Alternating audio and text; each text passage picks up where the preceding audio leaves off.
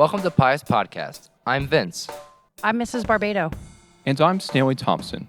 Today on our show, we'll hear pharmacist and catechist Kate Barbato's story on how she kept moving through the pandemic as a professional and as a mother. After that, we'll ask Father Dominic a question about her faith in the We Want to Know segment, then end with another quote from the Bible. So let's begin. All right, we're going to start with, how has your job as a healthcare worker changed through the pandemic, and what lasting impact has it left? I would definitely say I think that's a bit of a loaded question. So in the beginning of the pandemic, I think everyone remembers all of the cheering and accolades that went to healthcare professionals. And I think as time has gone on and things have become much more political, without really having a total end in sight, I think it's become much more exhausting. For myself and a lot of my coworkers, I think we went into healthcare as a way to help individuals.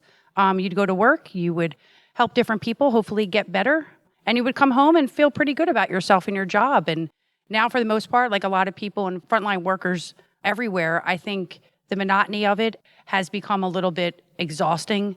Truth be told, I'm not even really sure at this point in my life if I'm recommending people go into healthcare anymore. Wow, that was a pretty good answer. How has your faith gotten you through some of the challenging times in your job? We'll just stick with the pandemic for right now. I think when that first started, it was really terrifying. I kept the rosary in my top drawer that maybe I didn't pull out very often. Within a week or two of things shutting down and realizing how scary things were in New York and northern New Jersey and all around the world, I pulled that rosary out, and I pulled that rosary out every single night. And it was praying for the vaccine. I mean, even then, you, as a healthcare professional, as a pharmacist, you knew that was the answer. There wasn't going to be a medication that was going to take this away as quickly as it did. And I prayed a lot for that. There was a lot of hard work. There were many hours that were put in the beginning, just praying that we didn't become like New York or North Jersey. And thankfully, we did not. But it was comforting to have that. I think with the stress and anxiety, it was a nightly ritual that became part of my routine again. Our final question is, how has the pandemic impacted your family life and family faith? I went to Catholic school for 12 years. So the idea that I would ever be sitting on my couch in the living room watching family mass on the TV like we'd watch a sporting event, honestly, at times is still a little mind-blowing. In the beginning, I mean, it was great because you felt disconnected, but, you know, having the new puppy that we had in the house in the middle of church come running through, trying to say it's time to get out of bed, and we're not necessarily all dressed, and you're just running down like you would to be running down for a sporting event. It was definitely different. I think, like everything else, we kind of grew accustomed to it. I do think once church opened back up again, there was a real fear. I mean, I constantly was going into work, seeing people sick for different reasons that we still weren't 100% sure.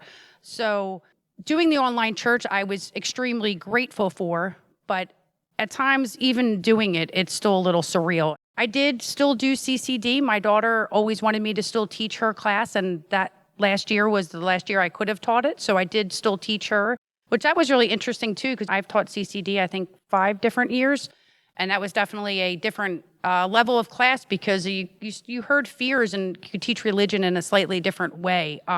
Especially the thing I think that was most astounding even with my own children is, although I wasn't able to be home that first month of the pandemic, is how much the kids and even my husband were able to actually see the world slow down, stop and smelled the roses. The sporting events stopped and things like that. So in my world, it didn't necessarily slow down. It kind of sped up a little bit. I mean, as those things pick back up again, we, at least as a family, have tried to stay connected with the fact that there was some enjoyment of not having to constantly run everywhere at every single moment. Now it's time for We Want to Know. This is where anybody can send us a question about our faith. Check the podcast description for the submission link if you have a question. So today's question is, why do priests wear black?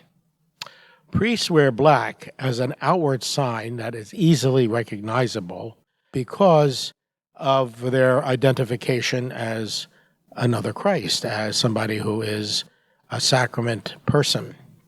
Years ago, when they did dyes for clothing in different colors, the more colorful dyes were more expensive kings and queens and suitors and all kinds of courtiers used to wear purple and yellow, and because they could afford the dye that came from especially roses.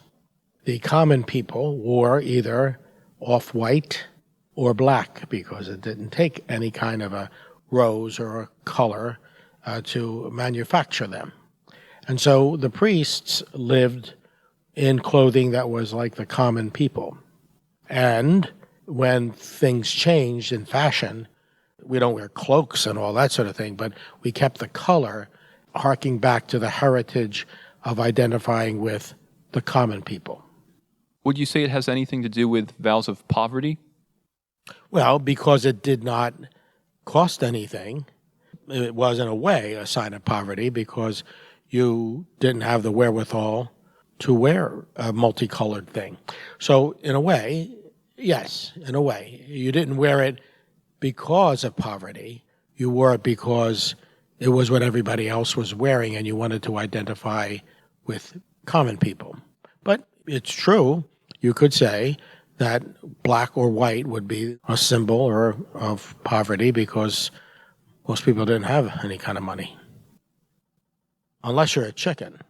Today is Halloween. As we're recording, yeah. And my friend Vince over here is going to go out trick-or-treating in a chicken suit. I just saw the picture. It's fairly big. And he's going to go to a gated senior citizen community. I hope he doesn't scare them. But we're going to see this suit in the parish life of St. Mary's often, which of course he regrets telling me. But the chicken is white, so it's a poor chicken. I would estimate it was about 9 feet tall. We go out and sell tires on the side next to the guy that's holding the tires at the local tire dealer. Vince, you can join our Vacation Bible School whale. I was going to say that earlier.